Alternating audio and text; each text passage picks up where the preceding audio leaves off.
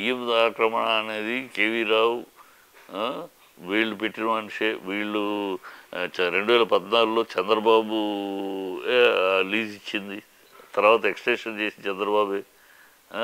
కనుక అది ఉంటే జరుగుతూ ఉంటే పట్టుకోవచ్చు, ఏముంది. ఇప్పుడు అక్కడే ఇంకో షిప్ దగ్గరికి ఎందుకు వెళ్ళా? ఆ షిప్ దగ్గరికి వెళ్ళా. ఆ షిప్ ఎవరు? వైయావుల కేసపు వియ్యంకుడిది. మరి అక్కడికి వెళ్ళలేదే, ఈ షిప్ మాత్రం చూసి.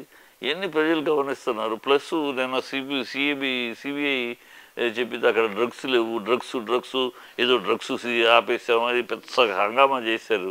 ఈ సోది మాటలు మాట అబద్ధ తెలిసి అక్కడ ఏమి డ్రగ్స్ అనేది ఒక గ్రాము డ్రగ్ కూడా లేదు.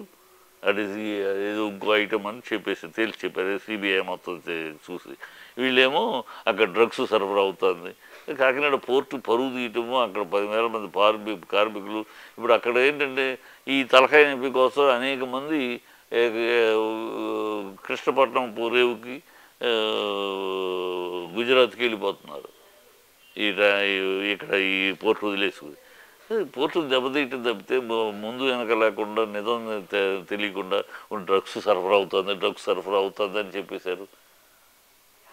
మరి సిబిఐ మొత్తం చెక్ చేసి చెప్పేసింది నిన్న, డ్రగ్స్ అనేది లేనివి ఇక్కడ, అన్నీ వేరే ఐటమ్స్ ఉన్నాయని అవి కూడా చెప్పారు క్లియర్గా. మరి ఇప్పుడు మాట వెనక్కి తీసుకుంటారా? పొరపాటున అన్నామని తెలియకుండానే. అన్నీ బుద్ధి లేని అబద్ధాలు ఆడటము, డ్రామా చేయటము, బిల్డప్లు చేయటము అలవాటైపోయింది. ఇది ఇప్పుడు ఒక కొత్త బిల్డప్ మొదలెట్టారు. కొత్త బిల్డప్ అంటే రైతులు మోసం చేశారు అబద్ధాలు చెప్పి. మీకు రుణమాఫీ అన్నారు, చేయలేదు, చేశారు. విద్యార్థులకి రీయింబర్స్మెంట్ చేయలేదు, విద్యార్థులను మోసం చేశారు. ఆడవాళ్ళకి బస్సు ప్రయాణం అది మోసం చేశారు. చిన్నపిల్లలకి తల్లులకి ఎంతమంది బెడ్లు ఉంటే అంత 15 అది మోసం చేశారు. 18 ఏళ్ళు దాటిన అమ్మాయిలకి 18 ఏళ్ళు దాటిన తర్వాత 1,500 నెలకి 18 సంవత్సరానికి అని చెప్పి అన్నారు. అది చేయలేదు. అన్నీ మోసాలు చేసుకుంటూ వస్తున్నారు. ఇప్పుడు కొత్తగా నిన్న ఒక కొత్త మోసం మొదలెట్టారు.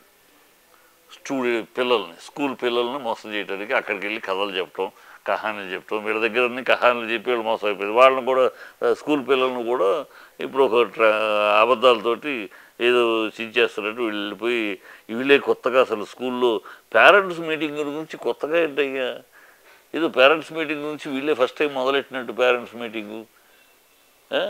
ఈ సంవత్సరాలు పేరెంట్స్ మీటింగ్ జరగట్లేదు స్కూల్స్లో.